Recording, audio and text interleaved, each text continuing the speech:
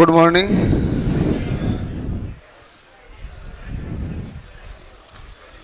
हमने अल्टरनेटर में बाकी सब भाग पढ़ लिया है, केवल एक वोल्टेज रेगुलेशन बाकी रहा है। तो आज हम पहले वोल्टेज रेगुलेशन के बारे में पूरी चर्चा करेंगे।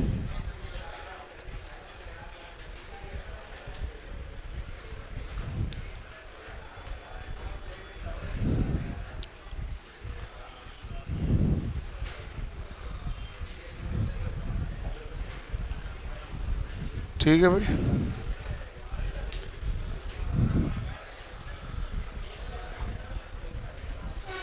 हमने जो कल पढ़ा था उसमें कोई डाउट है? नहीं है।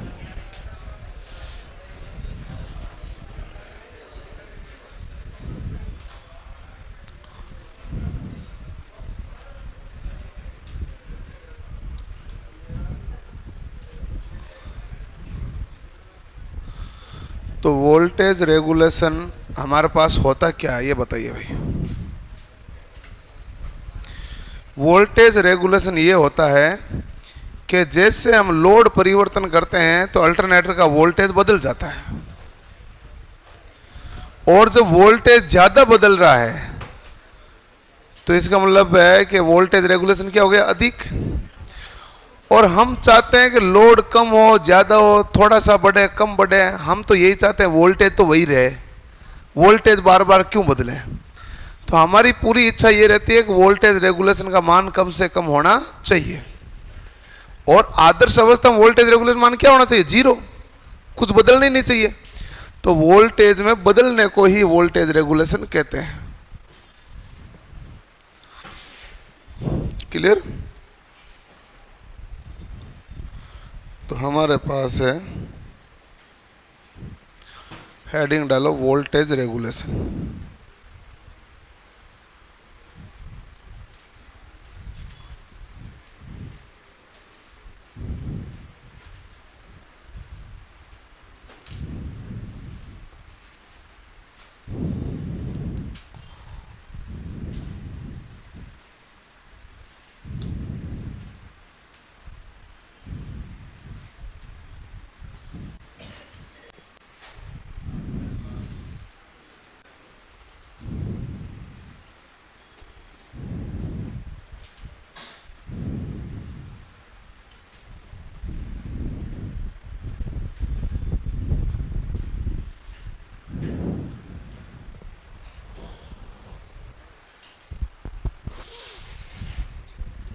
ठीक है भाई।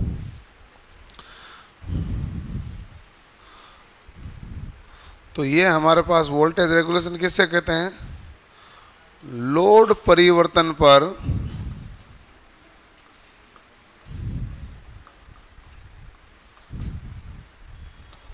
वोल्टेज में होने वाला परिवर्तन।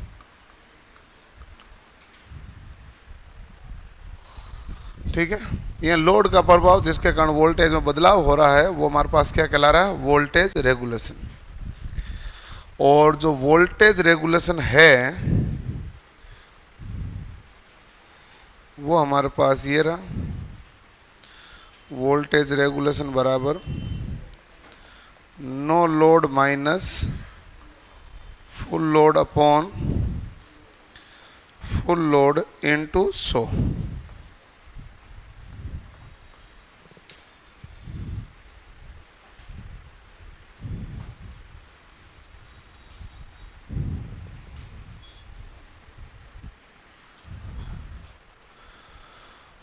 वोल्टेज रेगुलेशन है हमारे पास no load minus full load upon full load into 100।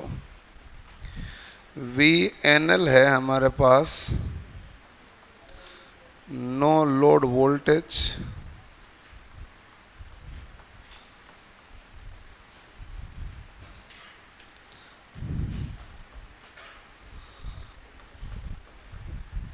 ने हमारे पास कहते हैं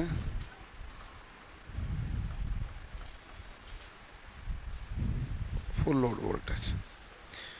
तो नेट हमारे पास देखो वी एन एल है no load voltage, V F L क्या है फुल लोड वोल्टेज। शून्य भार से पूर्ण भार की अवस्था के बारे में बात हो रही है, ठीक है, वोल्टेज में परिवर्तन। हमारे पास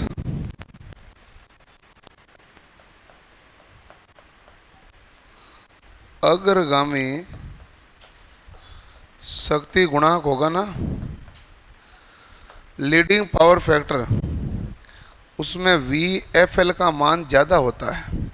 फुल लोड वोल्टेज पर क्या होगा, मान क्या रहेगा, ज़्यादा ही रहेगा, मतलब कम नहीं होगा। जैसे मान लो लेगिंग होती है तो अंतर ज़्यादा होता है।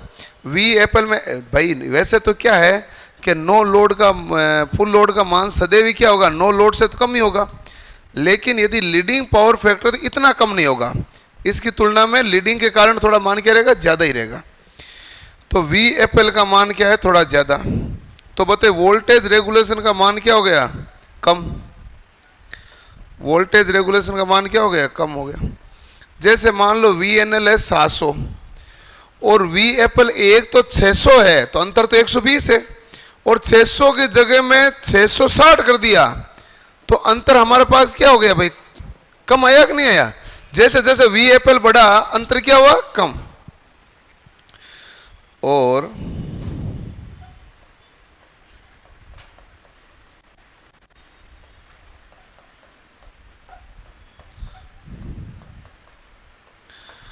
पश्चगामी शक्ति गुणांक वो होता है जैसे फुल लोड पर वोल्टेज का मान कम होता है, कम होगा तो वोल्टेज रेगुलेशन का मान क्या हो जाएगा भाई, अधिक।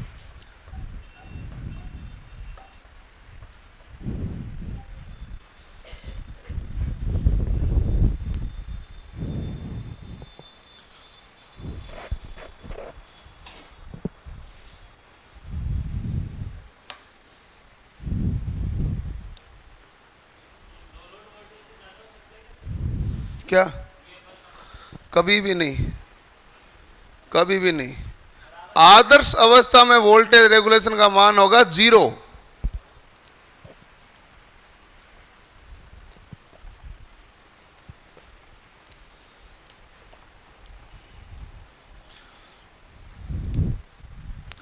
ये तो है वास्तविक स्थिति,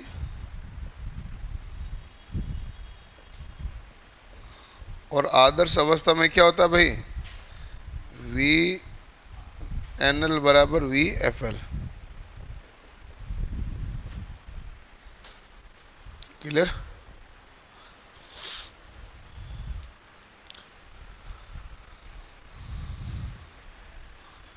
पूरा कोर्स कंप्लीट कीजिए सर, पूरा ही कर रहे हैं भाई, आप मंत्र फेंके तो होगा नहीं, कोर्स तो पूरा ही करना चाहेंगे, कम क्यों करना चाहेंगे। क्यों भाई,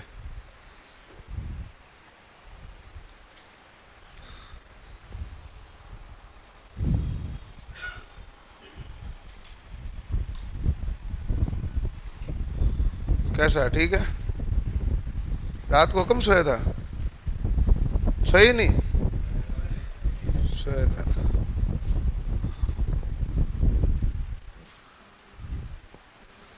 तो वोल्टेज रेगुलेशन का मान है,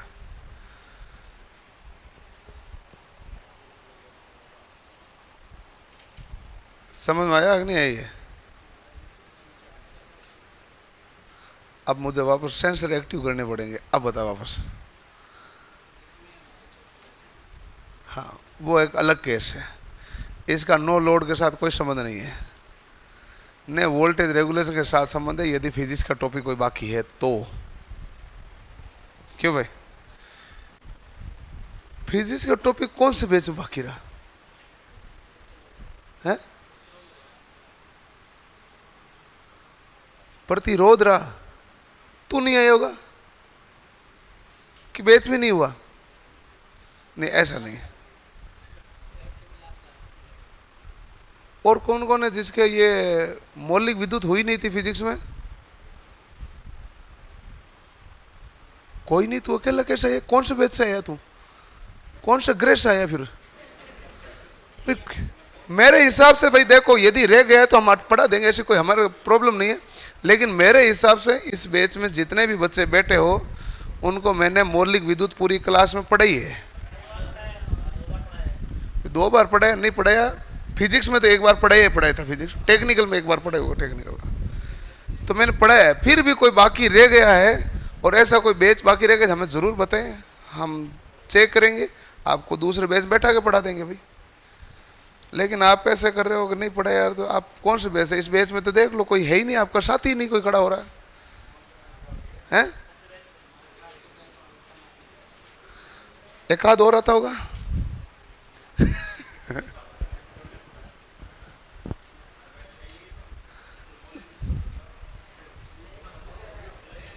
तुम्हारी क्लास किस नंबर से चलती थी? 6 नंबर में। इसमें भाई साहब पढ़ाया यहीं पे पूरा, और मौलिक विद्युत वो चली थी 4 दिन या 5 दिन, यही चली, पूरी चली। ऐसे क्या कर रहे हो? हाँ। आप वालों को पढ़ाया था 3 नंबर में से, हाँ सबको पढ़ाया, मुझे पता है ना। ऐसे क्या है? ऐसे कुछ नहीं है, हो सकता है आपको रात को सपना आया हो, नहीं कई बार आ जाता है ऐसे अपनी मेमोरी में ना, वो ऐसे रहती है नहीं, अपने मोबाइल में या टेक्निकल भाषा में कहते हैं कैश मेमोरी। इस प्रकार की कुछ डेटा है जो अपने दिमाग में रह जाता है पहले से कि यार नहीं पढ़ाए, फिर आपको रात को सपने में आता वो। एक रिसर्च के अनुसार, ये रिसर्च है, रिसर्च के अनुसार किसी भी व्यक्ति को सपने में केवल आज तक वही आया है जिसने अभी तक कभी ना कभी खुले आंखों से उसके बारे में सोचा है। जिसने कभी भी उस चीज के बारे में कभी नहीं सोचा, उसको ऐसा कोई सपना नहीं आया, कभी ना कभी उस चीज के बारे में सोचा है। ये रिसर्च है, ठीक है। अब हम करते हैं इसका न्यूमेरिकल सवाल।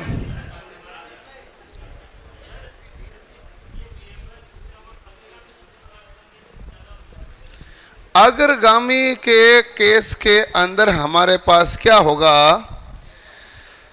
यदि लीडिंग पावर फैक्टर होता है तो लीडिंग पावर फैक्टर में हमारे पास पावर फैक्टर का मान क्या होगा? ज्यादा।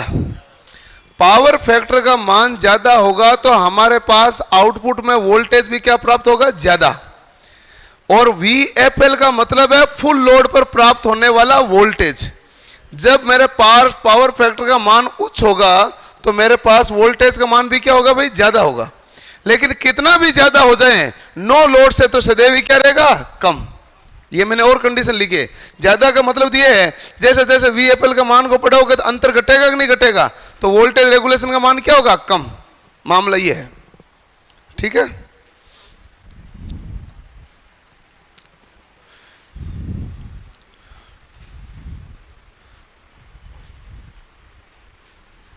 पूर्ण भार पर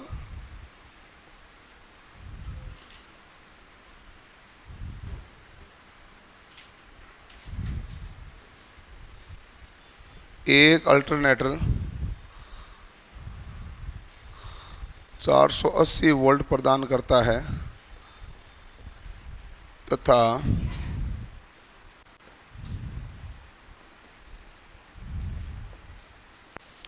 भार हटा लेने पर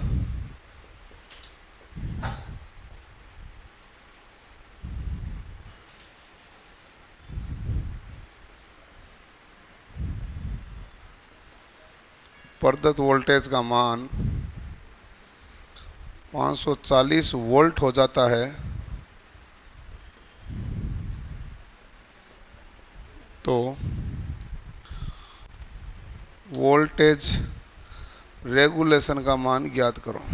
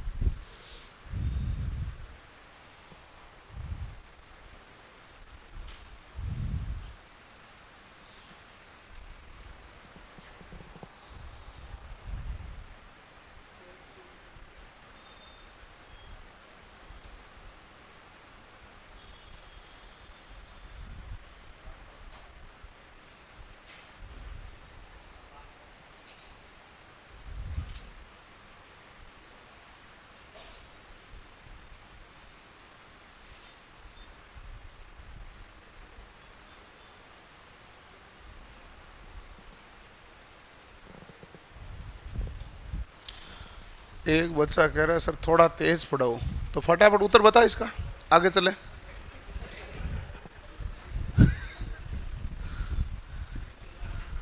कायदे की बात है ना, वो ऊपर चला गया कमेंट।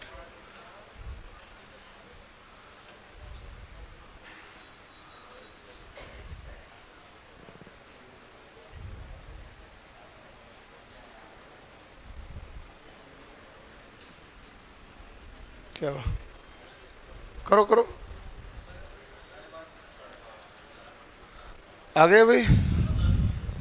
ठीक है, तो हमारे पास आवाज नहीं भाई, वोल्टेज रेगुलेशन का मान क्या आता है भाई? No load minus full load upon full load into 100%। ठीक है,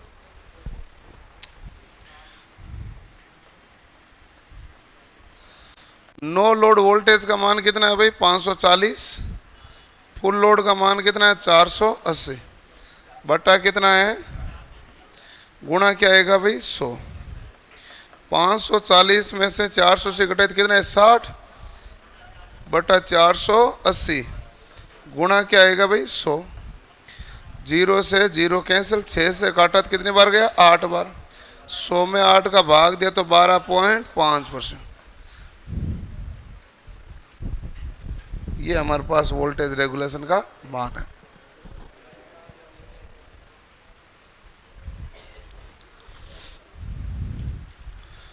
ये हो गया वोल्टेज रेगुलेशन। अब देखो कि इस वोल्टेज रेगुलेशन में हमारे पास लिखना है क्या? हाँ तो लिखो लिखो लिखो।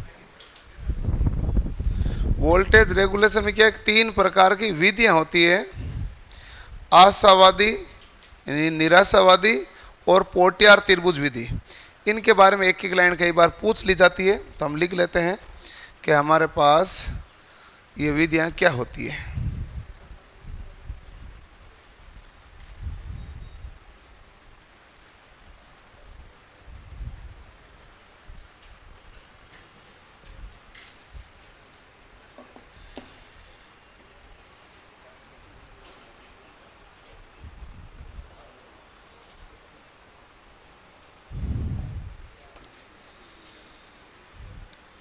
लिख ले भाई।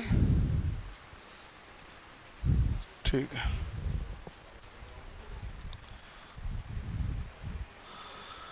अब हमारे पास है, आवाज मत करो भाई,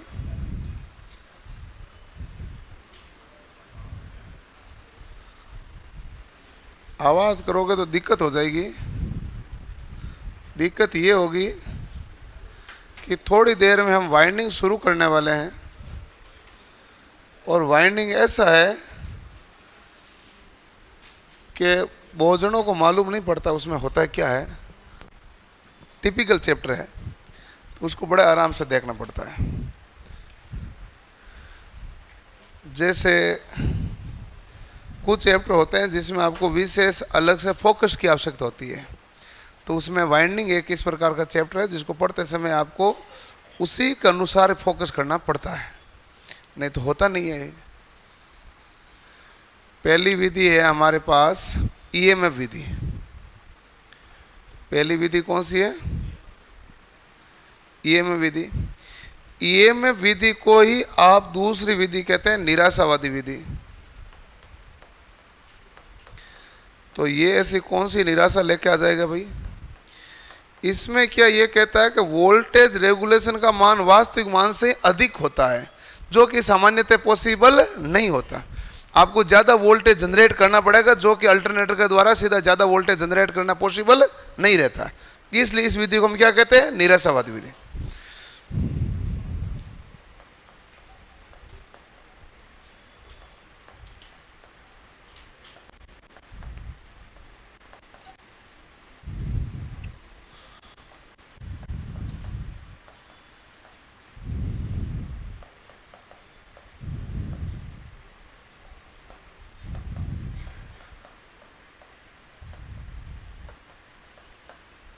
ठीक है, ईएमएफ विधि के बाद दूसरा होता है भाई हमारे पास एमएमएफ विधि।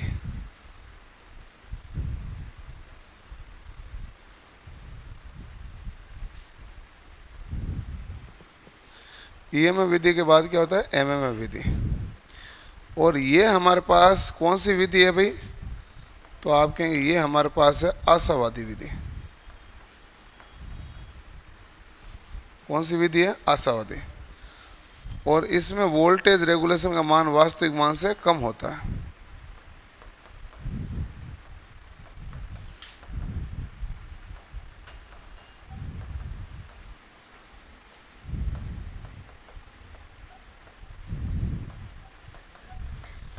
एक आपके परीक्षा में सवाल पूछा गया है, सर्वश्रेष्ठ विधि कौन सी है?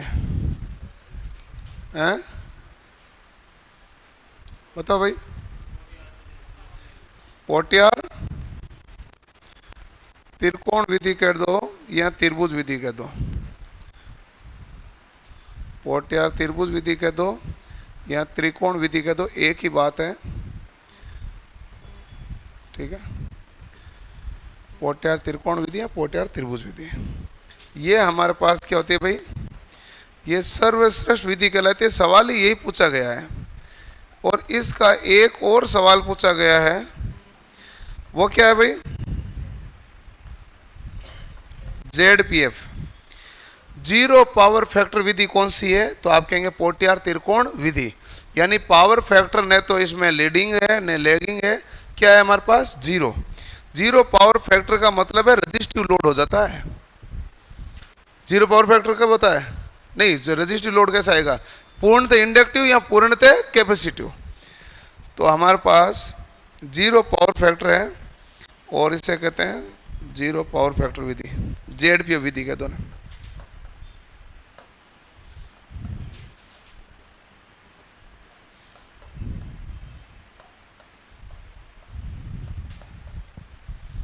जीरो पावर फैक्टर विधि। ठीक है,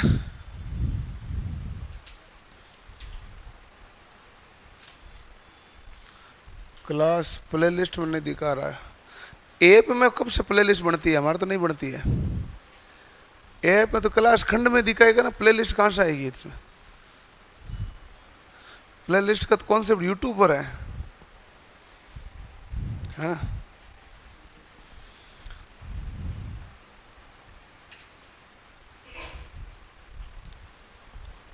एक कौन सा बच्चा है भाई, उसके लास्ट क्लास अपडेट नहीं हुई, देख लो।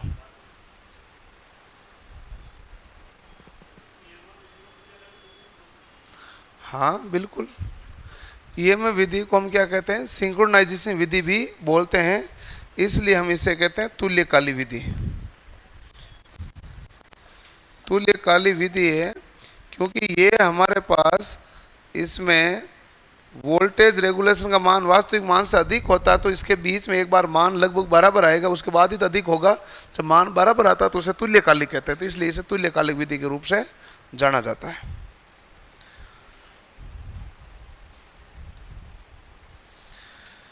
लेकिन इसमें तो क्या है कि ये तो तू सारा तेरा लिखा हुआ ही पूछ रहा है, कुछ और पूछ। ये तो लिखा हुआ पड़ा है, क्या पूछेगा उसमें? देखो कि मैं तो ऐसा नहीं कह रहा, मैं आपको कह रहा हूँ सवाल पूछ, कुछ अच्छा पूछ।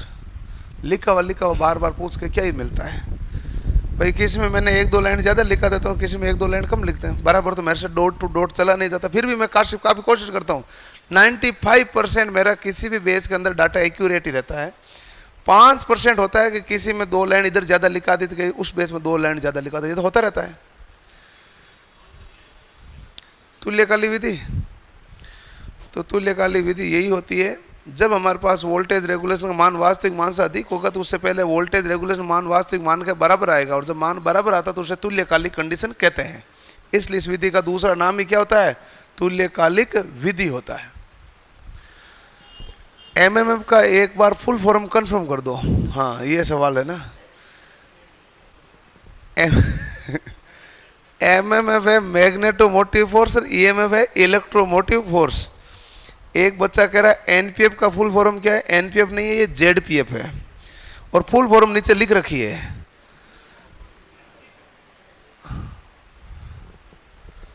जीरो पावर फैक्टर, यानी कि शक्ति गुणा का मान क्या हो गया? जीरो। शक्ति गुणा को रिप्रेजेंट किससे करते हैं? कोस थीटा से। शक्ति गुणा किससे रिप्रेजेंट होता है? कोस थीटा से। ये होता है। इसी के साथ अल्टरनेट है वो पूरा हुआ है, और हम पढ़ेंगे वाइंडिंग के बारे में।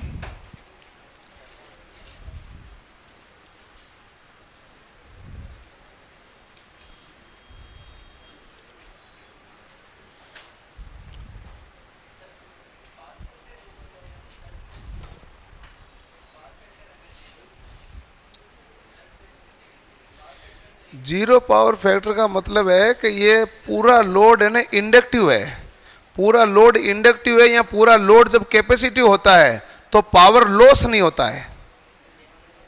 ये है, क्योंकि ये हमारे पास क्या है? मोटर नहीं है, अल्टरनेटर है। और मोटर नहीं है, अल्टरनेटर, अल्टरनेटर हम पावर लॉस आते हैं क्या? नहीं। इसलिए अल्टरनेटर में या तो हम पूर्णतः इंडक्टिव है या पूर्णतः कैपेसिटिव है, तभी तो जीरो पावर फैक्टर हो सकता है, और तो कोई पॉसिबल नहीं है। लेकिन मोटर में कभी नहीं चाहते। मोटर का लोड कौन से नेचर का बनना चाहिए? रजिस्टिव। तो इंडक्टिव और रजिस्टिव के मिलाकर नेचर का बनाया जाता है। जिसका लोड रजिस्टिव होगा वो पावर खपत करेगा। पूर्णतः इंडक्टिव पावर लोड है तो पावर खपत क्या हो जाएगी? जीरो। है ही नहीं पावर खपत, क्योंकि पावर खपत P बराबर V I cos theta. Cos theta कितना? जीरो। तो पावर खपत भी क्या होता है? जीरो। सवाल आता है कि आपके पास शुद्ध एसी परिपथ में पावर लॉस क्या होता है? जीरो। क्योंकि शुद्ध एसी परिपथ का मतलब है एल व सी। या शुद्ध इंडक्टर या शुद्ध कैपेसिटर में पावर लॉस क्या होता है? जीरो। तो पावर लॉस करने के लिए प्रमुख घटक कौन सा? रेजिस्टेंस। हो गया भाई। अब हम पढ़ेंगे वाइंडिंग के बारे में। आपको लिखना कुछ नहीं है, मैं लिखूंगा बाद में। पहले आपको थोड़ा सा समझ लेना है कि वाइंडिंग होती क्या है, अल्फा और बीटा और क्या होते हैं। अड़ंगा काफ़ी भारी है, हैं?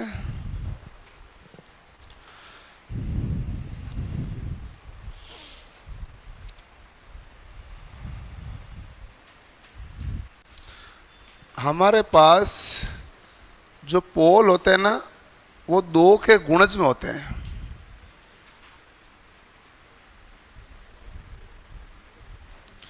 दो के गुणज में क्या होता है भाई? एक होता है उत्तरी पोल और दूसरा होता है दक्षिणी पोल। तो पोल हमारे पास किसके गुणज में होते हैं? दो के गुणज में रहते हैं, क्योंकि उत्तरी दक्षिणी के चक्कर में दो के गुणज ही आता है। ठीक है।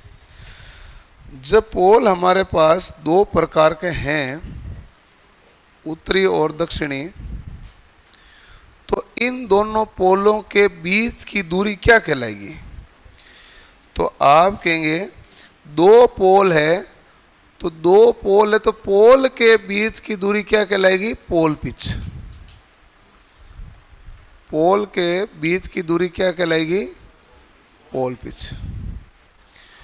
उत्तरी और दक्षिणी ध्रुव एक दूसरे के क्या होते हैं? विपरीत होते हैं।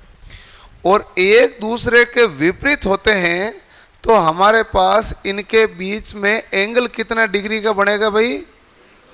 क्योंकि जो भी दो चीजें एक दूसरे विपरीत होगी तो उनके बीच कोण कितना डिग्री का बनेगा? 180।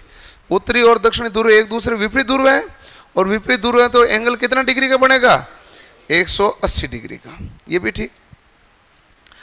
अब आप क्या करते हैं कि कई बार तो रोटर के स्लॉट स्टेटर के स्लॉट के बराबर होते हैं, कई बार स्लॉट की ज्यादा संख्या कम होती है, कई बार स्लॉट की संख्या क्या होती है? ज्यादा होती है। तो हमारे पास अलग अलग सारी कंडीशन होती है। मैं एक कोइल का निर्माण करता हूं। ये कोइल है, कुंडली।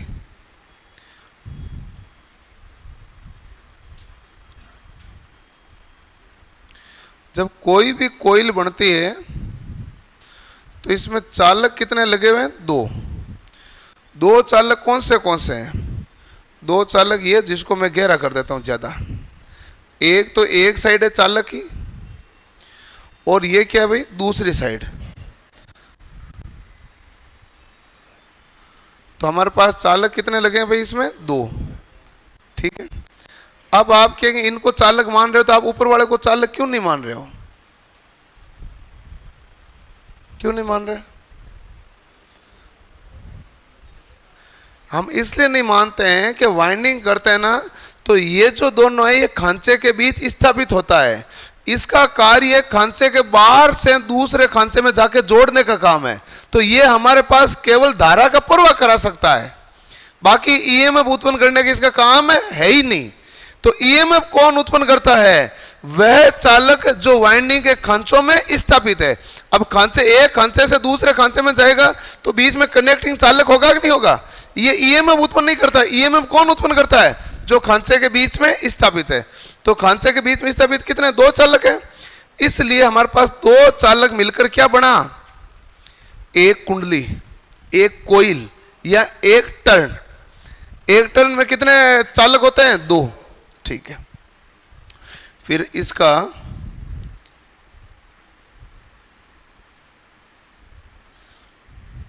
ये भाग इस प्रकार है।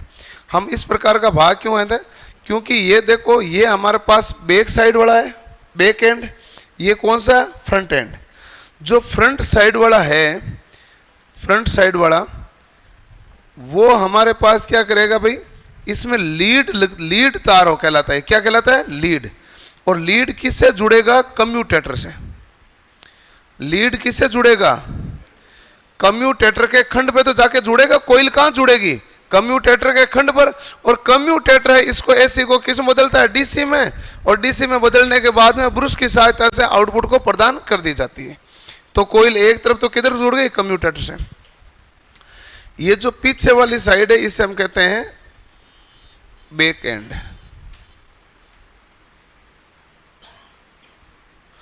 और हमारे पास ये जो भाग है, इसके ऊपर वाला जो भाग जितना भी है वो हमारे पास क्या है? निष्क्रिय। ये हमारे पास कौन सा भाग है भाई? तो आप कहेंगे निष्क्रिय भाग, क्योंकि ईएमएफ उत्पन्न नहीं करता। ये भी भाग क्या है? निष्क्रिय। ईएमएफ उत्पन्न तो ये भी नहीं करता। तो बीच वाला भाग क्या कहलाएगा? सक्रिय। तो बताओ फिर, आपने सक्रिय भाग किसको बोला? जो वाइंडिंग के खांचों में स्थापित है। और ये क्या उत्पन्न करने का काम करता है? ईएमएफ उत्पन्न करने का काम करता है। ठीक मामला। अब देखो ध्यान से, कोइल की दो साइड यही है कि नहीं है? और इन कोइल की दो साइड के बीच की दूरी क्या कहलाती है? कोइल स्पेन या कोइल पिच भी बोल सकते हैं। कोइल स्पेन या कोइल पिच। ठीक है। और ये जो बीच वाला एंगल बचा हुआ है, जो पोल पिच और इसके बीच बचा हुआ है, इसको क्या बोलते हैं? अल्फा। अल्फा हमारे पास कोर्डिंग एंगल होता है, जो विद्युत वाहक बल ज्ञात करने या पिच फैक्टर ज्ञात करने के लिए काम में लिया जाता है। अब मामला यह है कि यदि मान लो मेरे पास कोइल पिच का मान या कोइल स्पेन का मान पोल पिच के बराबर होता है, तो इसको मैं क्या कहूँगा? तो इसे मैं कहूँगा फुल पिच। इस कौन सी वाइंडिंग कहलाएगी? Full pitch. जब मेरे पास कोइल स्पेन का मान कम है, जैसे अभी देखो आपको अभी क्या दिख रहा है? कम दिख रहा है कि नहीं दिख रहा? और यदि कम है तो इससे हम क्या कहेंगे? Short pitch. और यदि मान लो हमारे पास कोइल पिच का मान है जो पोल पिच से क्या हो जाए? ज्यादा, तो ये हमारे पास क्या कहलाएगा? Long pitch. ये हमारे पास क्या कहलाता है? Long pitch. अब लिखना नहीं है, आप देखो आपको ये बात समझ में आई कि नहीं आई है? नहीं आई? किस किस को नहीं? भी हाथ खड़े करो। आप इतने जनों को समझ में नहीं है ना? अच्छा, पीछे भी है। तो पोल पिच किससे कहते हैं? ये समझ में आया कि नहीं आया?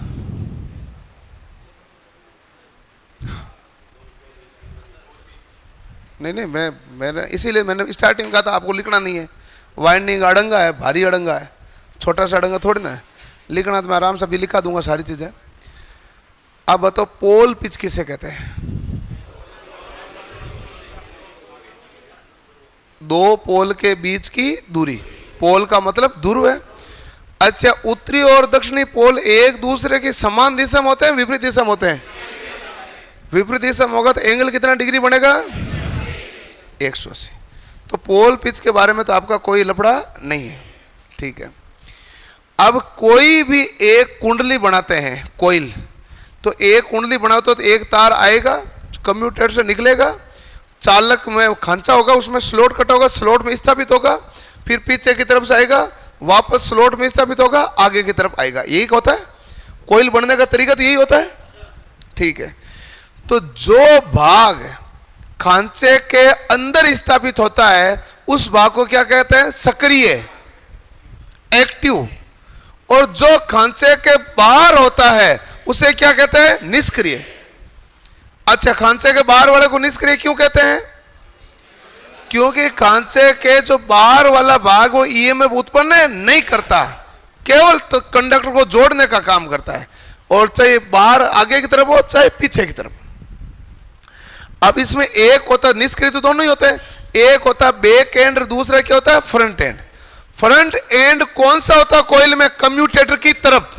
ये सवाल आता है, बताइए फ्रंट एंड कौन सा होता है? कम्यूटेटर की तरफ, क्योंकि कम्यूटेटर से जुड़ेगा वो सामने वाला है, और पीछे वाला क्या करेगा? केवल चालक को कनेक्ट कर रहा है, बाकी इसका कनेक्शन कहां हुआ? कम्यूटेटर पर। तो फ्रंट एंड तो कहलाएगा कम्यूटेटर वाला। यहां तक भी ठीक है। तो कोइल एक टर्न है या एक कुंडली है, उसमें कितने चालक हैं? दो चालक। इन दो चालकों के बीच की दूरी क्या कहलाएगी? Coil span. तो इसका मतलब कोइल के दो साइड के बीच की दूरी क्या कहलाई? Coil span. अब कोइल स्पैन का मान क्या हो सकता है? कोइल स्पैन पोल पिच के बराबर भी हो सकती है, पोल पिच से छोटी भी हो सकती है, और पोल पिच से ज्यादा भी हो सकती है। पोल पिच से ज्यादा का मतलब है कि अभी आप बनाते समय ऐसे बना देते तो ये क्या हो जाती है? ज्यादा। तो ज्यादा भी हो सकती है, कम भी हो सकती है, बराबर भी हो सकती है। पोल पिच कंट्रोल में 180 डिग्री का होगा, ये 180 भी हो सकती है, 180 से कम भी हो सकती है, 180 से ज्यादा भी हो सकती है। डिपेंड करेगा कि फुल पिच वाइंडिंग है, शॉर्ट पिच वाइंडिंग है या लॉन्ग पिच वाइंडिंग। तो सामान्यतः हम काम में लेते नहीं है। कौन सी लेते हैं? फुल पिच या शॉर्ट, दो ही वाइंडिंग काम आती है। शॉर्ट पिच वाइंडिंग काफी काम आती है फ्रैक्शनल हॉर्स पावर मोटर में। तो ये कोइल स्पैन हो गया। अब देखो, जो पोल पिच और कोइल पिच के बीच की दूरी को हमने क्या कहा? अल्फा। अल्फा क्यों कहा?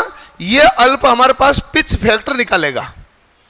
आगे देखेंगे पिच फैक्टर केपी बराबर क्या होता है? कोस अल्फा बटा 2। तो अल्फा होता क्या है? अल्फा होता है पोल पिच और कोइल पिच के बीच का अंतर। ये हमारे पास क्या होता है? अल्फा। अब कोई भाग अब समझ आ गया? तो ये भी तो मैंने पहले यही बताया था, अब की बार कुछ अलग बताया नहीं, सेम लाइन बताई है।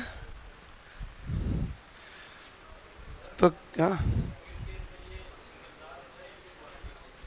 कोइल उससे कहेंगे जिसमें वाइंडिंग बनेगा, एक टर्न तो बनना ही चाहिए कम से कम।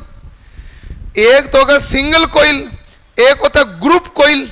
ग्रुप कोइल होता है एक मल्टी कोर या multi turn coil. Multi turn होती है यहां तक खत्म ही नहीं हुई, ये लो ऐसे ऐसे चलती जाए, ये मल्टी टर्न कहलाती है। क्या कहलाती है? टर्न क्या है? एक से अधिक। मैं तो सिंगल टर्न बता रहा हूं अभी। तो कोइल किसे कहेंगे? तो कोइल में कम से कम एक टर्न होना चाहिए, और एक चक्कर होगा तो कम से कम कितने चालक होंगे? 2। नहीं तो एक चक्कर पूरा कैसे हुआ?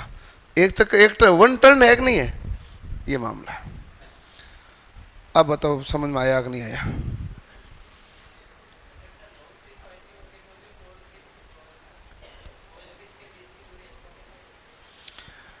यदि हमारे पास लॉन्ग पिच वाइंडिंग होती, वैसे तो मैंने आपको बताया लॉन्ग पिच वाइंडिंग होती नहीं है। यदि हमारे पास मान लो लॉन्ग पिच वाइंडिंग होती तो भी दूरी तो क्या कहलाती? अल्फा ही कहलाती। दूरी क्या कहलाती? अल्फा। लेकिन अल्फा किस में आ जाता है? नेगेटिव में। अल्फा फिर क्या आता है? नेगेटिव में। क्योंकि pole pitch minus coil pitch करना है, तो अल्फा किस में आ जाता है? नेगेटिव में। और वैसे हम कभी लॉन्ग पिच काम में लेते ही तो नहीं है, ये तो एक केस बताया है कि यदि ज्यादा हो तो क्या होता है, लॉन्ग पिच काम में नहीं लिया जाता, शॉर्ट पिच वाइंडिंग काम में ली जाती है। हाँ, फुल पिच में को अल्फा का मान 0 हुआ, अल्फा का मान 0 हुआ तो कोस अल्फा बटा 2 है, तो कोस का एंगल कितना हो गया? 0। कोस का एंगल 0 होने पर मान कितना है? 1। और मैंने कल आपको लिखा था अल्टरनेटर में यदि आपको पिच फैक्टर नहीं दिया जाए मान क्या लेना चाहिए? 1। इसका मतलब क्या हुआ? फुल पिच वाइंडिंग है। इसका मतलब यही हुआ ना, फुल पिच वाइंडिंग है। तो मैंने कहा यदि केपी और केटी नहीं दिया जाए मान कितना लेना होता है? 1। तो केपी का मान 1 है, इसका मतलब कोस अल्फा बटा 2 में अल्फा क्या है? 0। और ये कब होगा? फुल पिच में।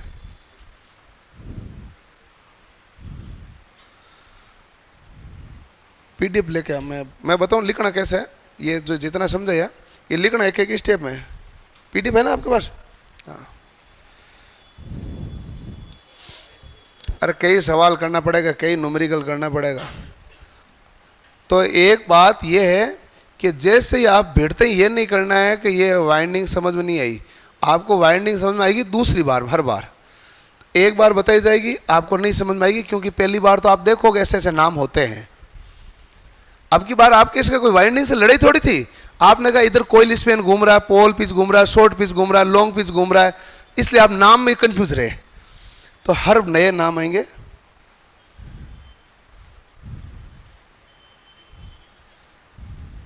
तो चला जा। तो नाम इसमें पूरे नए नए आएंगे। तो सबसे पहले वाइंडिंग हमें शुरू यहीं से करनी है।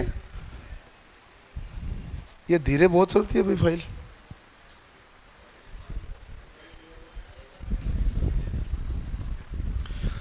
माइक्रोसॉफ्ट का सर्वर डाउन है,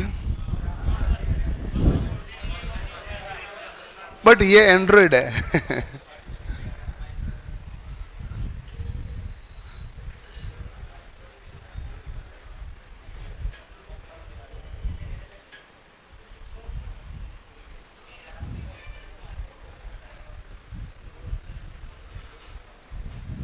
सबसे पहले देखो वाइंडिंग की शब्दावली। शब्दावली में हमारे पास सबसे पहले स्लोट या खांचे, ये शब्द हर सवाल में घूमेगा। कोई भी सवाल करोगे हर बार खांचे या स्लोट शब्द घूमेगा। अब आपको याद रखने का मैं तरीका बता दूंगा। खांचे हमारे पास कितने प्रकार के होते हैं? 3। एक तो होता है बंद, एक होता है खुला, एक होता है अर्धबंद। ठीक है, बंद खांचा कौन सा होता है?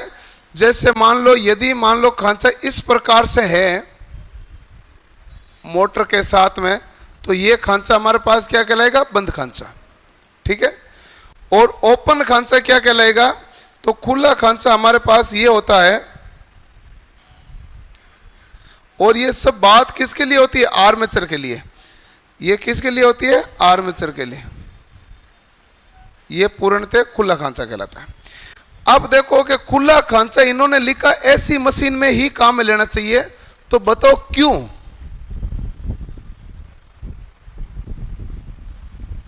ऐसी मशीन में आर्मेचर कहां पर है? स्टेटर पर है कि रोटर पर है? स्टेटर पर है। कल ही बनाया था डायग्राम अल्टरनेटर में, ऐसी मशीन ही है। तो आर्मेचर कहां पर था? स्टेटर पर। स्टेटर का मतलब ही क्या है? स्थिर भाग। तो स्थिर भाग में खुले खांचे में आप वाइंडिंग आराम से स्थापित कर सकते हो। खराब होने पर वाइंडिंग निकाल आराम से सकते हो। रीवाइंडिंग करना क्या है? इजी। चुंबकीय फ्लक्स का फैलाव भी क्या होगा? सबसे अच्छा होगा। चुंबकीय फ्लक्स का फैलाव भी क्या होगा?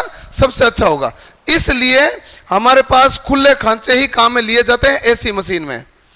तो फिर अर्धबंद खांचे काम में क्यों लिए जाते हैं डीसी मशीन में? क्योंकि डीसी मशीन के अंदर आर्मेचर घूमता है। आर्मेचर क्या होता है? आर्मेचर घूमने वाला भाग है। एसी मशीन में आर्मेचर स्थिर भाग है, डीसी मशीन में घूमने वाला भाग क्या है? आर्मेचर। ठीक है ना? तो डीसी मशीन में क्या होगा? आर्मेचर घूमता है। और जब हमारे पास आर्मेचर गति करता है यानी कि घूमता है, तो यदि मान लो इस प्रकार के खुले खांचे हैं तो वाइंडिंग के खुलने के चांसेस रहते हैं। वाइंडिंग के क्या रहते हैं? खुलने के चांसेस। और तो इस केस में हमें बंद खांचे काम में लेने चाहिए। लेकिन बंद खांचे जब काम में लेते हैं तो इसमें वाइंडिंग स्थापित करना जटिल हो जाता है। आपको यदि वाइंडिंग खराब हो गई तो पहले वाले तार को बाहर निकालना और वापस वाइंडिंग करना मुश्किल होता है, इसलिए अर्धबंद काम लेते हैं। अर्धबंद खांचे ऐसे होते हैं भाई,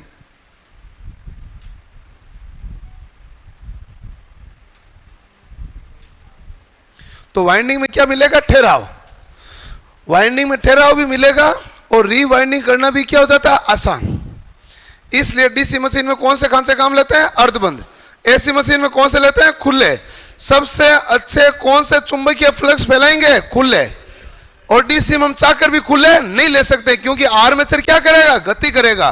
तो खुले खांचे में यदि आर्मेचर वाइंडिंग होगी तो ठहराव नहीं मिलेगा। तो ठहराव देने के लिए हमें अर्धबंद खांचे, इस प्रकार के खांचे काम में लेने चाहिए। बंद खांचे यदि काम में ले लिए तो रीवाइंडिंग करना क्या रहता है? मुश्किल। इसलिए ठीक है,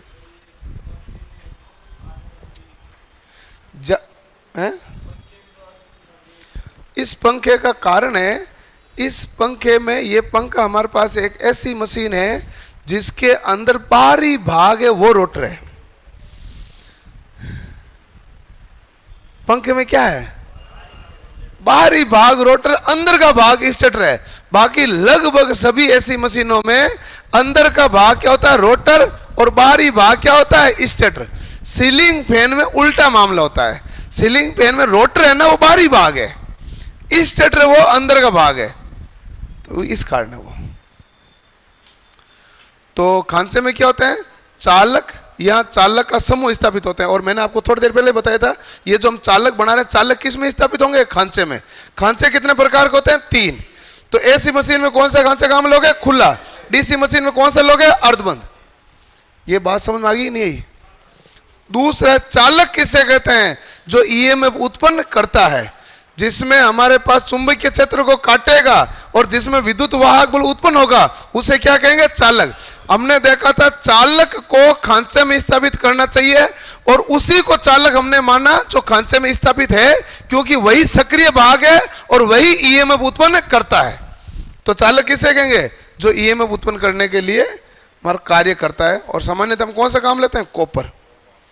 इतना लिखो।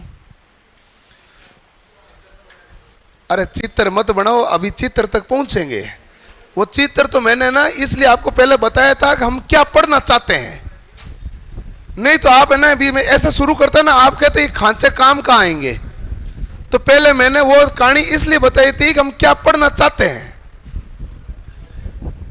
आपको जैसे जैसे बताया जा रहा है वैसे वैसे लिखो। भाई साहब खड़े हो, आप बैठो रे, आपके पीछे भी दुनिया है, आप खड़े रहो। और कोई अंदरूनी बात जो मन में उपज रही है बता दो उसको। नहीं, बता दे एक बार, जो भी उपज रही है। बैठ।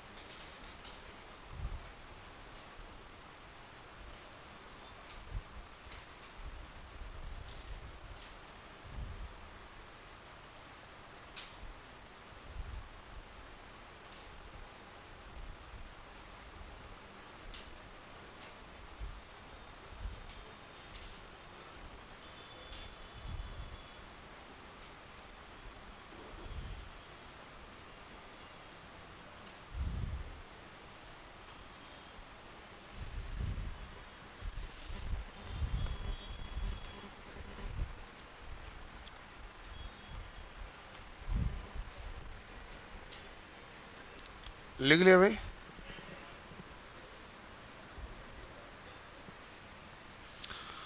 जल्दी करें भाई।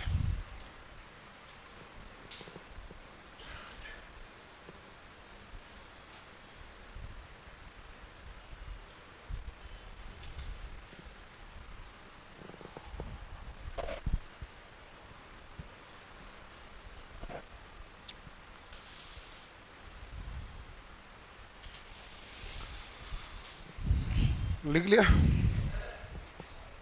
पर कितना धीरे लिखोगे भाई?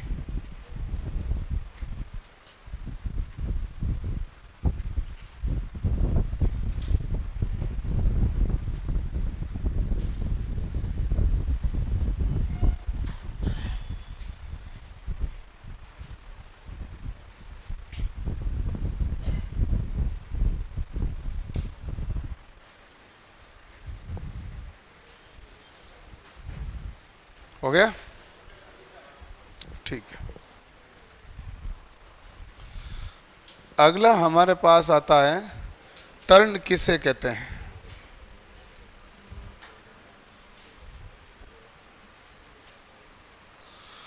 टर्न इसे कहते हैं जब दो चालक होते हैं, एक चालक ये है, दूसरा चालक ये है, जब दोनों चालक श्रेणी क्रम में जुड़ जाते हैं तो उसे हम क्या बोलते हैं? टर्न।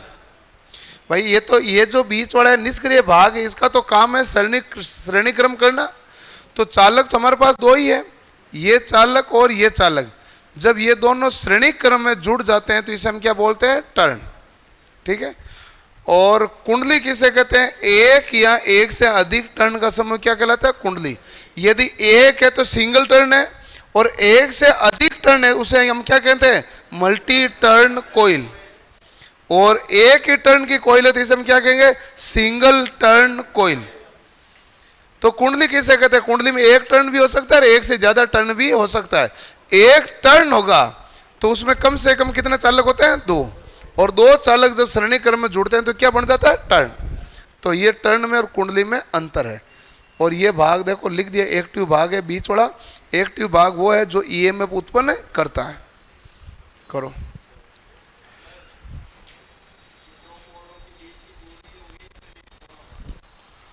दो ये है, तू बता दो पोलों के बीच की दूरी कितनी होती है? नहीं पता?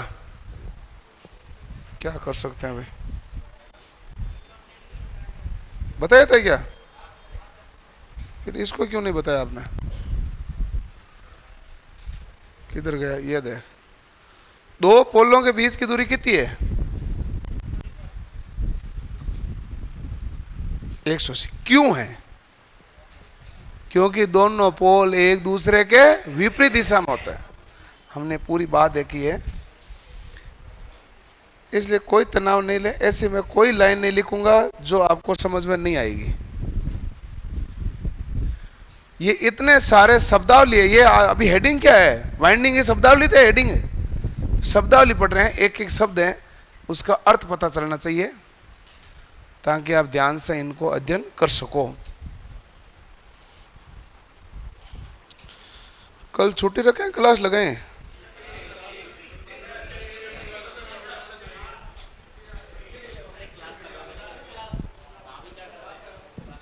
यो क्लास लगाने के पक्ष में कौन है? हाथ खड़े करना।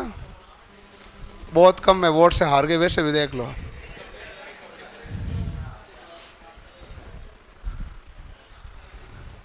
हार गए कि नहीं हार गए?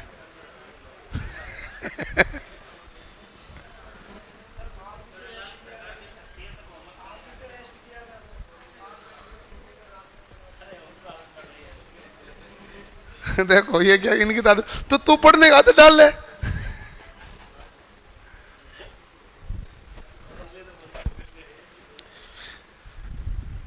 रेस्ट वेस्ट होती रहती है।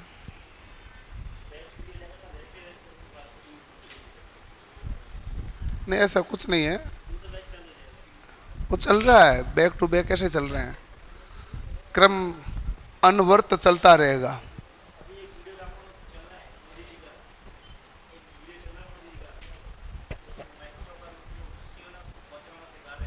हाँ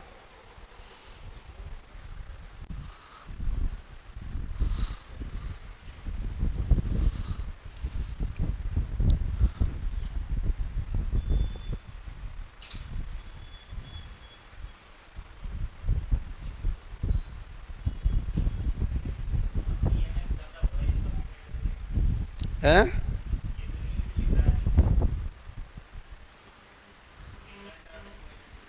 हाँ,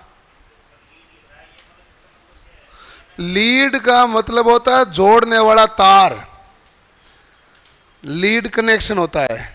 लीड जो निकलती है वो क्या होता है? जोड़ने वाला तार। और मैंने उस समय बनाया तभी मैंने बताया था ये लीड है जो संयोजन कहलाते हैं। लीड, लीड जोड़ने वाला तार है। लीड किधर होती है? कम्यूटेटर की तरफ। सवाल ऐसे ही पूछा जाता है, और क्या है? जोड़ना किधर है? कम्यूटेटर की तरफ।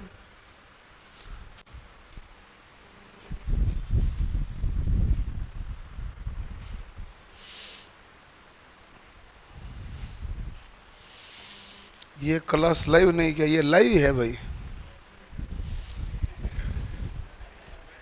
क्लास तो लाइव रहती है। रिकॉर्डेड क्लास होती तो हम सीधी रिकॉर्डेड ही डाल देते ना, लाइव लाइव रहेगी।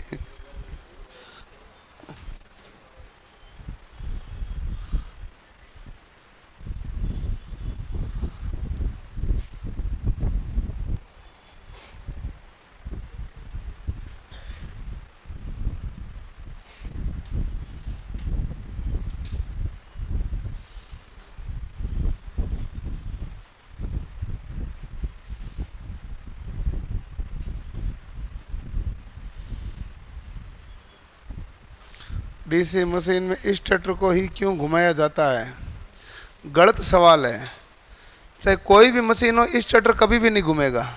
मैंने कभी भी लाइन ऐसी नहीं बोली कि डीसी मशीन में स्टेटर घूमेगा। मैंने कहा डीसी मशीन में आर्मेचर घूमेगा। क्या घूमेगा? आर्मेचर। स्टेटर तो वो होता है जो स्थिर रहता है, जो घूमता है वो क्या कहलाता है? रोटर। अब कई जगह तो रोटर के ऊपर आर्मेचर रहता है, मतलब रोटर है जो आर्मेचर का काम करता है, कहीं पर स्टेटर आर्मेचर का काम करता है। तो डीसी मशीन में जो घूमने वाला भाग है वो आर्मेचर है, स्थिर रहने वाला भाग स्टेटर है। स्टेटर कभी भी कहीं भी नहीं घूमेगा। जब घूम ही लिया तो स्टेटर है ही काय का? स्टेटर का मतलब है स्थिर भाग।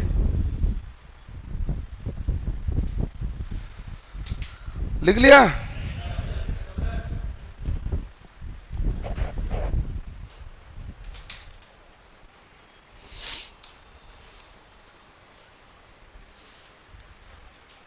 वाइंडिंग के बाद में बचती है डीसी मशीन।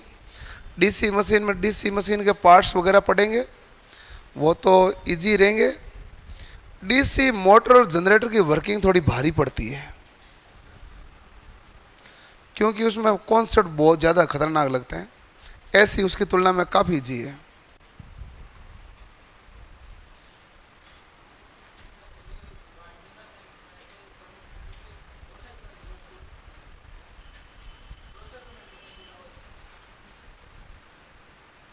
अलग अलग से तो जुड़ा रहेगा ना भाई, एक में रहेगा तो शॉर्ट होगा ना, फिर धारा आगे कैसे बढ़ेगी? कम्यूटेटर के एक में जोड़ दिया आपने और दोनों तरफ से आपने कुछ अलग लगा दिया, तो फिर ये सप्लाई देगा किसको? तो कई बार तो एक छोड़ के होता है, कई बार दो छोड़ के होता है, कई बार तीन छोड़ के होता है। सिंप्लेक्स, डुप्लेक्स, ट्रिप्लेक्स, उस हिसाब से संयोजन होता है। अभी जो हम पढ़ रहे हैं, सीधा मान लो मैंने यहाँ बना के ऐसा लिख दिया, तो ये हमारे पास कौन सा है? सिंप्लेक्स। आगे देखेंगे कंप्यूटर में डुप्लेक्स आएगा, ट्रिप्लेक्स आएगा, सब कुछ आएगा।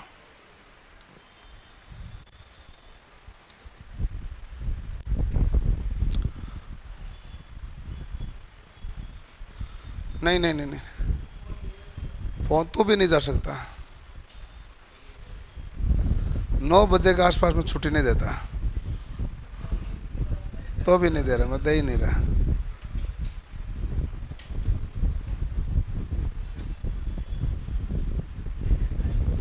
हैं? वो मैं पहचान गया था पहले ही। आपके टेबल पर क्या पड़ा है? आप दोनों के बीच में कुछ है क्या? अच्छा, पानी बोतल है ना? हैं? नहीं, उसको कोई फर्क नहीं पड़ता। मैं किसी को, मैं सोचता ही नहीं, सोच तू केवल, हमने बंद कर रखा है। लिख लिया? अगला ये जो भाग है, ये हमने पूरा लिखा था भाई, जो बनाया था ना वो यही था। एन और एस के बीच में पोल पीस था। ये हमारे पास पश्च भाग है, ये एक्टिव भाग है, ये अग्र भाग है। अग्र भाग कौन सा होता है? कम्यूटेटर की तरफ का भाग होता है, जो क्या कहलाता है? लीड या संयोजक। एक्टिव भाग क्या करता है? ईएमएफ उत्पन्न करता है। पोल पिच क्या होता है? दो पोलों के बीच की दूरी। कोइल पिच क्या होती है? कोइल के दो साइड के बीच की दूरी। और पोल पिच का मान सदैव कितना डिग्री? जो हमने बनाया था वो सारा का सारा ये। अब आपको पता चला होगा टर्न क्या होता है, चालक क्या होता है, खांचे क्या होता है, क्यों स्थापित करते हैं। इसलिए पहले वाली शब्दावली जरूरी थी, ताकि अब इसको बनाया जा सके। और इसको बिना समझे सीधा बनाते तो आप सोचते क्यों पढ़ रहे हैं, इसलिए अब यह है इंपॉर्टेंट। अब बनाओ, क्या हुआ भाई? देख लो, पहले वाला ही बन गया तो ठीक है, नहीं बना हुआ तो बना लो, क्योंकि मेन मामला है यहीं पर टिका हुआ है। और वापस बनाने में जोर आना नहीं चाहिए, आपको याद रह जाएगा। आराम से बनाओ, तरीके से, कोई जल्दबाजी नहीं है। वाइंडिंग में किसी भी प्रकार की कोताही मत बरतना, वाइंडिंग आसान नहीं है। शब्दावलियों को जिसने ध्यान से पकड़ बनाई है, तब जाके सवाल होने की गुंजाइश होगी, तब भी गुंजाइश ही होती है। इतनी आसान है नहीं वाइंडिंग। वाइंडिंग को आप एक एक टर्म को आराम से पकड़ोगे तो आसानी से समझ में आ जाएगा आपको।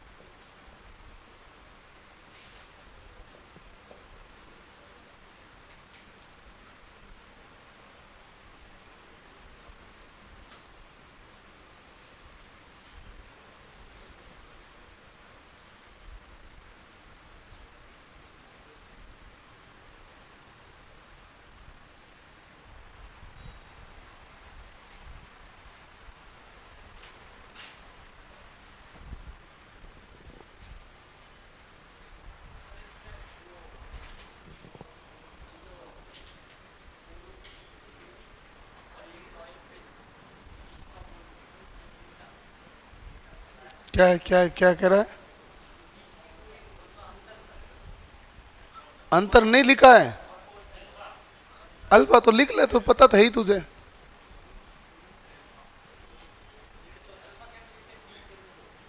अल्फा कैसे लिखते ये समझाऊं?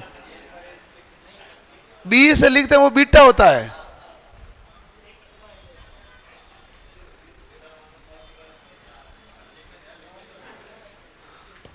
जीवन में कई टेंशन है, टेंशन अल्फा की नहीं है, टेंशन है अल्फा लिखते कैसे है।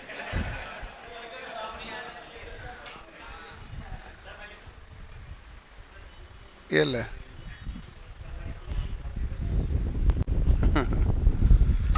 अल्फा बीटा गामा नीटा सिग्मा जीटा साई फाई, बहुत सारे साइन होते हैं, ये सब साइन होते हैं।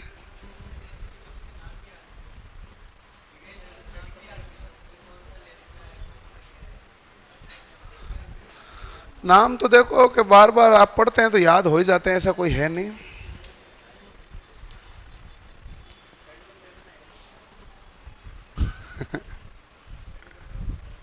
है किसमें? संयोजन का मतलब ये नहीं है, ये संयोजक का मतलब है कम्यूटेटर पर आके लीड जुड़ेगी, संयोजक उस कहते हैं। जुड़ने वाली भुजा कौन सी भुजा कहलाती है? संयोजक भुजा, कनेक्टिंग लीड।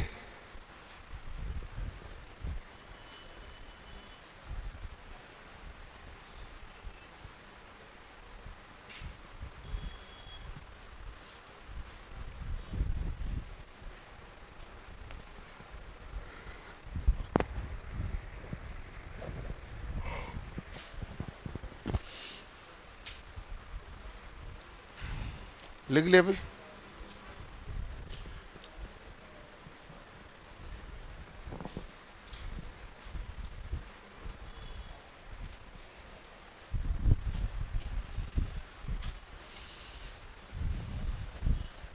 चलो,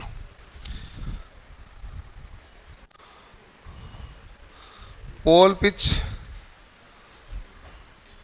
दो पोलों के बीच की दूरी होती है जो पोल पिच कहलाती है, और 180 डिग्री अंतर होता है। सूत्र क्या होगा पोल पिच का? ये बड़ा इंपॉर्टेंट है, आर्मेचर के खांचों की संख्या बटा टोटल पोल। आर्मेचर में कुल स्लॉट की संख्या बटा कुल पोल, और इसको सीधी भाषा में ये लिखते हैं इंग्लिश में स्लॉट पर पोल, स्लॉट पर पोल, या प्रति पोल खांचों की संख्या, ऐसे कह दो। हिंदी में क्या कहते हैं? तो कई बार आपको ये लिखा मिलेगा प्रति पोल खांचों की संख्या, तो प्रति पोल खांचों की संख्या क्या कहलाती है? सवाल इतना ही पूछा जाएगा तो आप क्या कहेंगे? Pole pitch.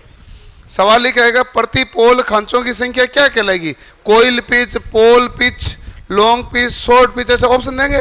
पिच बहुत सारे हैं, औसत pitch, commutator pitch, back pitch, front pitch, बहुत सारे आएंगे अभी नाम। तो इसलिए पोल पिच किसे कहते हैं? स्लॉट पर पोल, प्रति पोल खांचों की संख्या, यानी कि कुल खांचे कितने हैं बटा कुल पोल कितने हैं। इससे हमारे पास क्या निकल के आ जाएगा? Pole pitch. करो नोट, कर लिया करो, बार बार आपको याद हो जाएगा। भाई साहब ये वाइंडिंग जमनी आसान बात नहीं है, वाइंडिंग वही कर पाता है जो एक्सपर्ट होता है।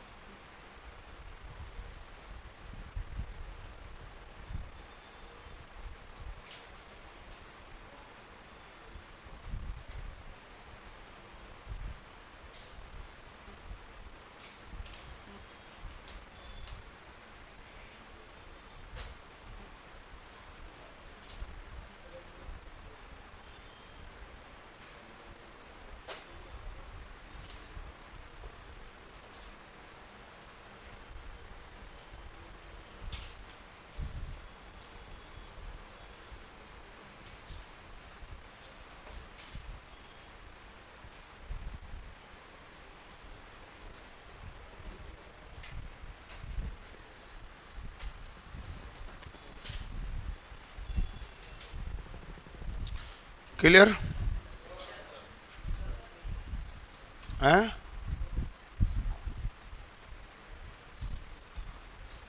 पोल पिच क्या होता है? प्रति पोल खांचों की संख्या, प्रति पोल खांचों की संख्या, आर्मेचर स्लॉट की कुल संख्या बटा कुल पोल। यह आपको लिख दिया जाए स्लॉट पर पोल, एक ही बात होती है। ये हमारे पास कहलाता है पोल पिच। लिख लिया?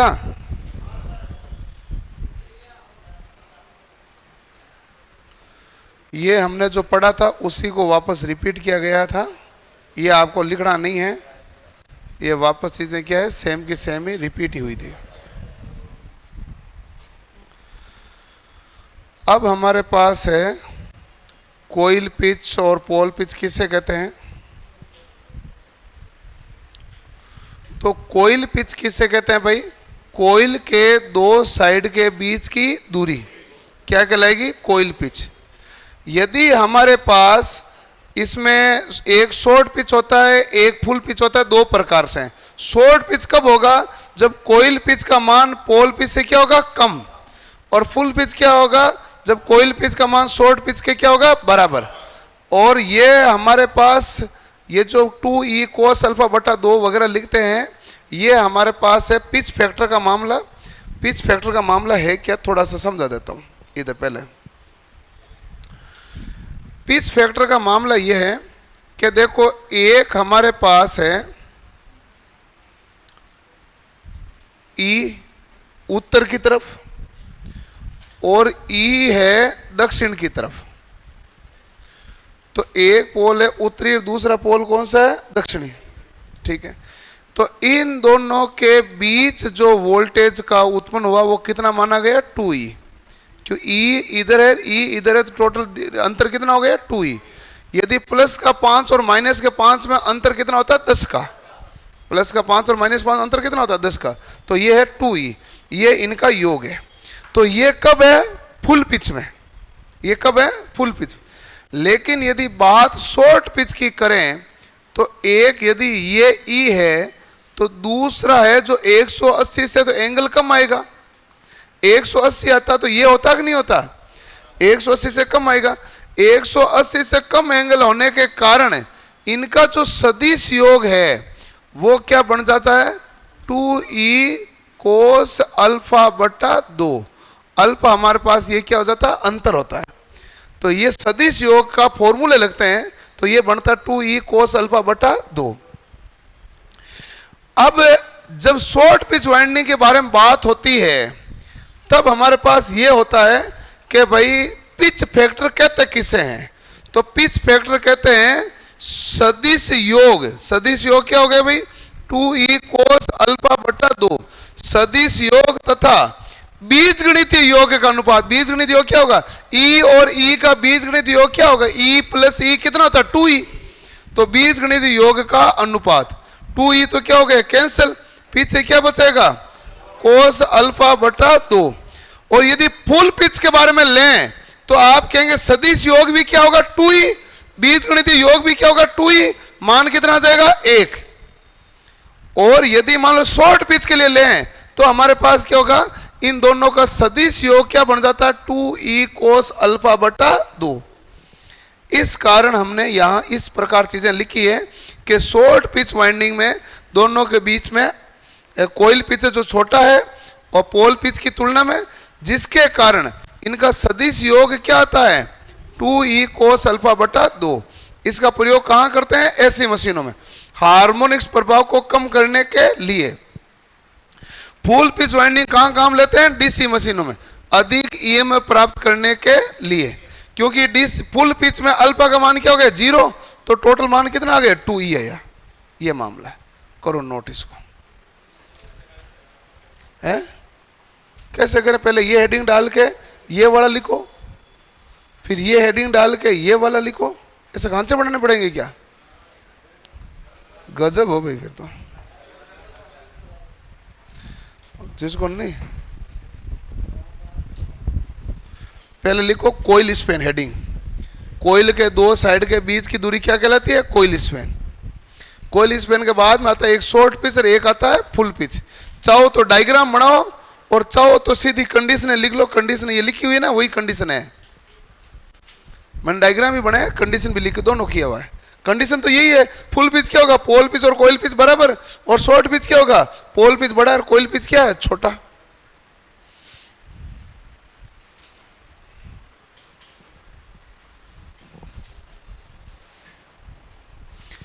पोल 4 हो, पोल 6 हो, पोल 8 हो, पोल 10 हो, कोई फर्क नहीं पड़े, दो पोल के बीच की दूरी 180 डिग्री ही होती है। आप यांत्रिक डिग्री ना लें, ये डिग्री कहलाती है विद्युत डिग्री। ये हमारे पास की यांत्रिक डिग्री थोड़ी कहला रही है, ये क्या कहला रही है, विद्युत डिग्री।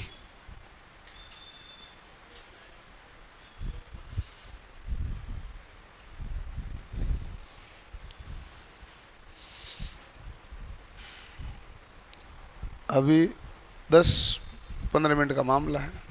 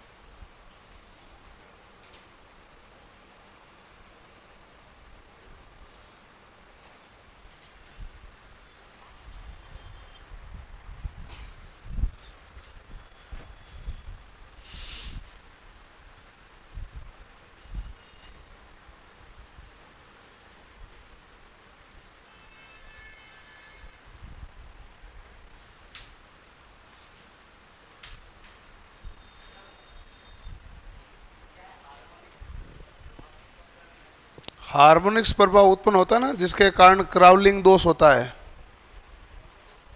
क्राउलिंग क्या होता है, क्राउलिंग दोष खड़ा हो।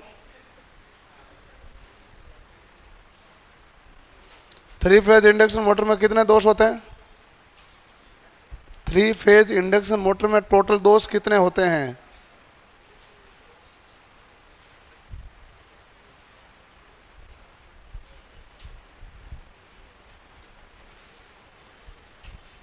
बैठ जा तू, लिख ले जो लिखा हुआ है। और तो मैं बाईती हुए पूछ लिया तुझे, ये नहीं पता कितने दोष होते हैं। हमने आराम से पढ़े हैं तीनों दोषों के बारे में, और उसमें जल्दबाजी में भी नहीं पढ़े हैं। आराम से आपको एक्सप्लेन करके समझे, जॉगिंग क्या होता है, इचिंग क्या होता है, क्राउलिंग क्या होता है, कॉगिंग क्या होता है, हैं? आए नहीं तो क्या होता है, वीडियो नहीं देखा था? क्यों फिर कोर्स जुड़ो है क्यों है? इसीलिए जुड़ो है कि पीडीएफ आई कि नहीं आई। भाई वीडियो कोर्स जोड़ने का मतलब है जिस दिन आप नहीं आए उस दिन देख लो। यदि अब तो भाई उसको तो 2-3 दिन ही हो गए ना भाई, उसके बाद में भी आपको टाइम मिला होगा तो आपने देखा तो हो गई, लिखा तो हो गई नोट्स में। क्या मतलब है ऐसे नोट्स लिखने से मतलब?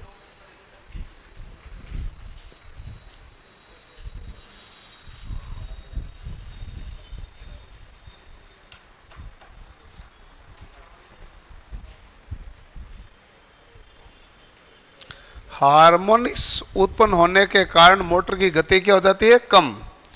इसलिए उस प्रभाव को कम करने के लिए, हार्मोनिक्स के प्रभाव को कम करने के लिए शॉर्ट पिच वाइंडिंग की जाती है। कौन सी मशीनों में? एसी मशीनों।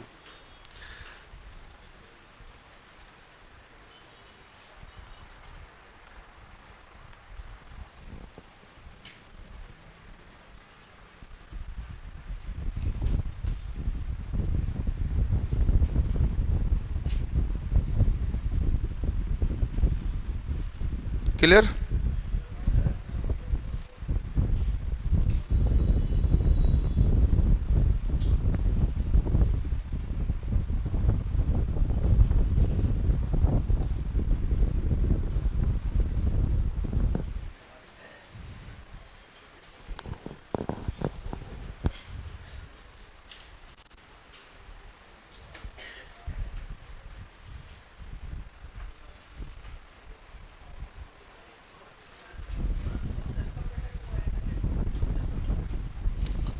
कोस अल्फा बाई 2,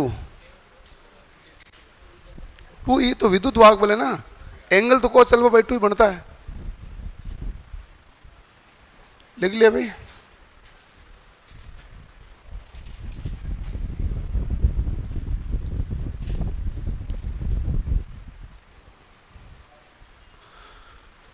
अब हमारे पास है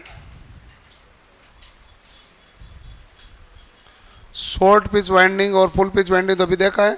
शॉर्ट पिच वाइंडिंग हमारे पास ऐसी मोटर में इसलिए काम ली जाती है, इसको फ्रैक्शनल पिच कहते हैं। और ऐसी मोटर का हमने नाम भी लिखा था, fractional motor, fractional horse power motor. तो वो हमारे पास कौन सी है? Short pitch. ठीक है ना?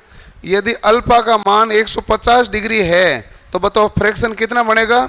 150/180 कितना बन गया भाई? 5/6। ऐसे अल्फा हमारे पास क्या होता है? शॉर्ट पिच वाइंडिंग का कोण। कोस अल्फा बाई 2 क्या कहलाता है? पिच फैक्टर, यानी तारत्व कारक। और 180 में से अल्फा घटा दो तो क्या बने तो बचेगा? कुंडली स्पैन। भाई ये देखो कि कोई भी है, ये हमारे पास ये अल्फा है, यहाँ से यहाँ तक 180 है, और ये है अल्फा, तो ये क्या आ जाएगा? 180 माइनस अल्फा, उसे हम क्या कहते हैं? कुंडली स्पेस। लॉन्ग पिच क्या होता है? जो कोयल पिच का मान पोल पिच से क्या हो जाए? ज़्यादा, यानी कि एंगल भी क्या हो जाएगा? 180 डिग्री से अधिक। तो ये मामला है। हाँ करना ही पड़ेगा नोट, तो नोट सब करना पड़ेगा, ऐसा कुछ नहीं है जो नोट नहीं करना पड़ेगा। जितना लिखा है वो नोट करो। है पोल पिच, हाँ ये लिखो। ये क्या है? ये किसके अंदर है? ये सभी के अंदर होता है, ये सब का कॉमन है। अल्फा तो अंतर है ना, अल्फा किसको बता रहा है? आप ऐसे क्या करो, अल्फा बता रहा है ये अंतर को, और यहां अंतर कितना है? 0, तो अल्फा की जगह 0 रख दिया तो 2e का मान बन गया। अल्फा क्या बता रहा है? पोल पिच और कोयल पिच के बीच में कितना डिग्री का अंतर है। तो इसे हम क्या कहते हैं? शॉर्ट पिच वाइंडिंग का कोण। कोस अल्फा बटा 2 क्या होता है? Pitch factor.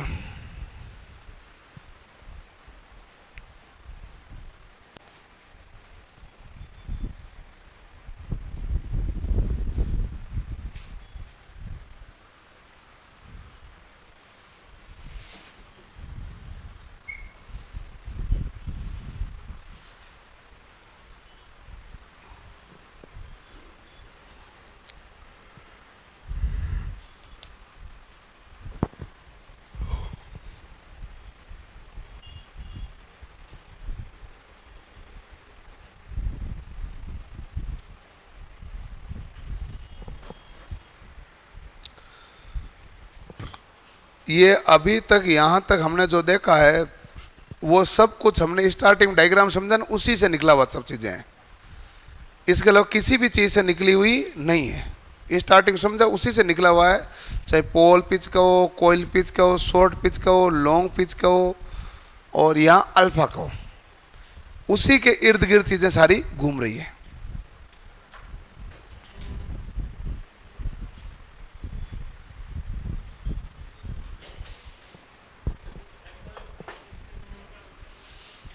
फ्रैक्शनल को भिन्न,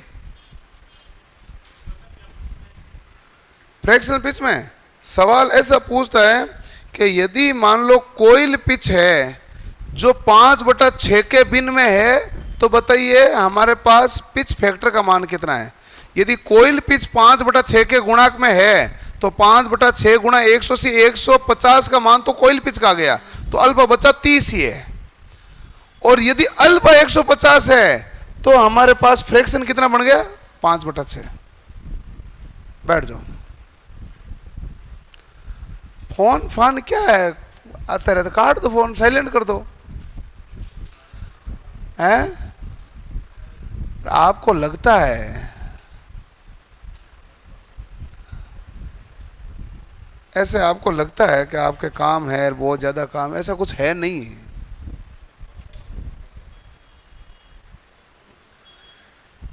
आपको मैं एक और बात बताऊं, फोन को साइलेंट रखो और सोशल मीडिया से दूरी रखो, आपको जीवन में बहुत सुकून मिलेगा, कोई तनाव नहीं आएगा। लेकिन मैं तो ऐसी बातें कह सकता हूँ, सुनता तो मेरे स्टाफ ही नहीं मेरी, आप क्यों सुनेंगे। मैं उनको भी यही कहता हूँ, मैं कहता हूँ बाकी चीज़ों से कोई लेना देना नहीं है, आप सोशल मीडिया से दूर रहें, फ़ोन को अपने टाइम पर साइलेंट रखें। जब पढ़ाई वढ़ाई करते हो तो ये आपके लिए सुकून का काम है। और मैं आपको एक और बात बताऊं, आप जिंदगी में किसी की ऐसी कोई इमरजेंसी नहीं निकाल सकते। आप केवल फोन उठा सकते हो, हाँ हाँ कह सकते हो, ठीक है, और कितनी इमरजेंसी निकाल देते हैं।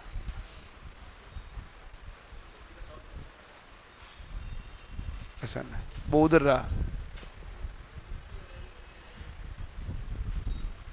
छोड़ो, फिर ये इधर रहा पानी, उसको दो भाई।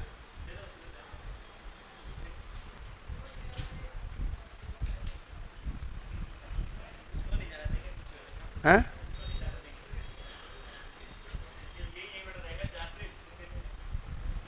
हाँ, वो तो क्या है कि एक दिन मैं बहुत पहले जोधपुर में पढ़ा रहा था, मैं शायद तो बताया होगा, नहीं बताया तो मैं काफ़ी बच्चों बता चुका हूँ। एक बच्चा उठ के जाने लगा, मैंने कहा कहाँ जा रहा है, उसने कहा सर पानी पीने जा रहा हूँ। मैं पीछे ही गेट के पास स्टाफ खड़ा था, मैंने कहा पानी की बोतल इसको पकड़ाओ, तो अब उसको पानी की बोतल पकड़ा दी, अब उसको पानी पीना पड़ा। उसको जाना था वॉशरूम, अब वो टेढ़ा मेढ़ा हो रहा है। मैंने कहा तकलीफ क्या है? तो आपके साथ तो ऐसा नहीं हो गया, ध्यान रखें।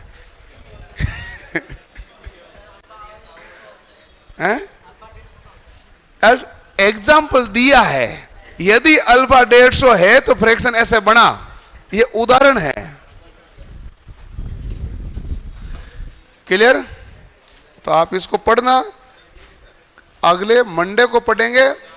आपको एक बात बताऊं, ध्यान से सुन लेना, इसको कम से कम 2 बार पढ़ के आना। शुरुआत में जो समझे उसी के इर्द गिर्द चीजें घूम रही है, और आवाज नहीं, जो हमने शुरुआत में बताया उसके इर्द गिर्द चीजें घूम रही है। इसको 2 बार पढ़ के आना। आगे हम कल पढ़ेंगे, उसमें बहुत तरह के पिच आएंगे, कम्यूटेटर पिच आएगा, प्रोग्रेसिव वाइंडिंग आएगी, रेट्रोग्रेसिव वाइंडिंग आएगी, बैक पिच आएगा, फ्रंट पिच आएगा, रिजल्टेंट पिच आएगा, औसत पिच आएगा। तो बहुत सारा मामला है, इसलिए उनमें कंफ्यूजन ना हो, तो ये पहले पक्के होना चाहिए, बाकी उनमें फिर कंफ्यूजन नहीं होगा। फिर वेव वाइंडिंग और लेव वाइंडिंग में अलग अलग कंडीशन आएगी उसमें, और सब में पिच ही चलेगा, ये ध्यान रखें भाई, ठीक है।